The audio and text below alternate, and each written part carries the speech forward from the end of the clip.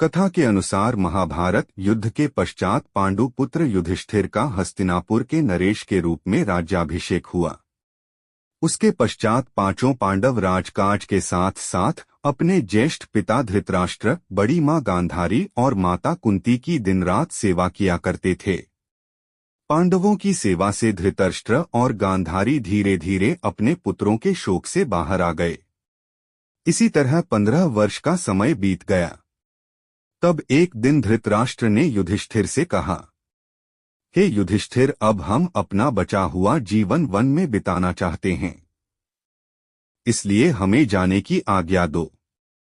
अपने ज्येष्ठ पिता की बातों को सुनकर युधिष्ठिर दुखी हो गए, परंतु विदुर के समझाने पर उन्होंने धृतराष्ट्र सहित गांधारी, माता कुंती और विदुर को वन जाने की आज्ञा दे दी। उसके अगले दिन धृतराष्ट्र, गांधारी, कुंती, विदुर और संजय सन्यासी का रूप धारण कर वन को प्रस्थान कर गए। उसके पश्चात पांचों पांडव अब हर समय अपने प्रजा की सेवा में लगे रहते।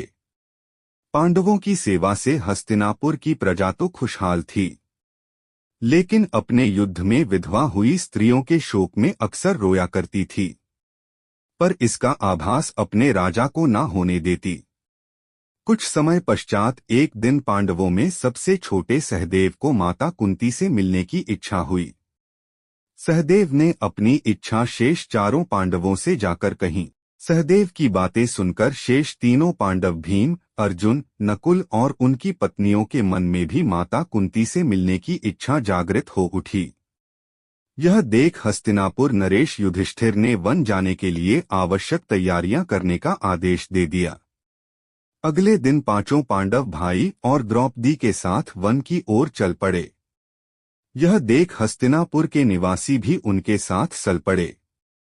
उन लोगों में वो विधवा स्त्रियां भी थीं जिनके पति महाभारत के युद्ध में वीरगति को प्राप्त हुए थे।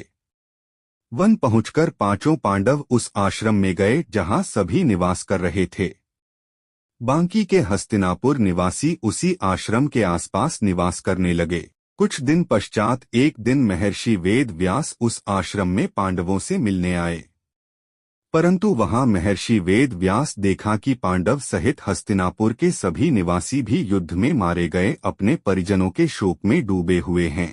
यह देख महर्षि वेद व्यास ने सभी से कहा कि आप लोग युद्ध में वीरगति को प्राप्त हुए, अपने परिजनों का शोक मत करिए। वे सभी स्वर्ग या फिर दूसरे लोकों में सुखी पूर्वक निवास कर रहे हैं। वे सभी अपने अपने लोकों में अति प्रसन्न हैं। परंतु महर्षि वेद व्यास के इन कथनों से भी उन लोगों का शोक दूर नहीं हुआ। तब महर्षि वेद व्यास ने सभी से कहा कि अगर आप लोगों को मेरे द्वारा कही गई बातों पर विश्वास नहीं हो रहा है, तो आज रात मैं आप सभी को अपने परिजनों से मिलवाऊंगा। यह सुन पांडवों सहित सभी के चेहरों पर हल्की मुस्कान उभर आई। जिस आश्रम के आसपास सभी निवास कर रहे थे वह गंगा नदी के तट पर स्थित था। शाम को सूर्यास्त होने से पहले महर्षि वेद व्यास सभी को लेकर गंगा के तट पर पहुंचे। फिर सूर्यास्त के बाद उन्होंने अपने तपोबल से महाभारत युद्ध में मारे गए सभी योद्धाओं का आवाहन किया। महर्षि के आवाहन से सभी योद्धा एक एक कर गंगा जल से बाहर निकलने लगे।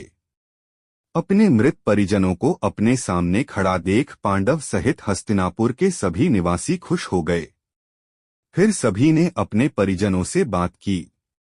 तब जाकर उन्हें विश्वास हो गया कि उनके बंधुबांधव मृत्युलोक के सभी कष्टों से मुक्ति पाकर अपने अपने लोकों में प्रसन्नता पूर्वक निवास कर रहे हैं। तत्पश्चात सभी के मन जो अपने परिजनों के लिए शोक व्याप्त था वह समाप्त हो गया। कुछ समय बाद युद्ध में मारे गए योद्धा एक एक कर गंगा जल में डुबकी लगाकर अदृश्य होने लगे।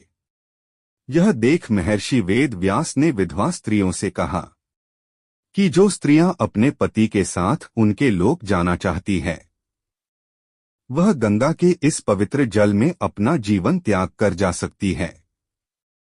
महर्षि के इतना कहते ही सभी विधवा स्त्रियों ने गंगा के जल डुबकी लगाकर अपने जीवन को त्याग दिया और सभी अपने अपने पति के लोक चली गई।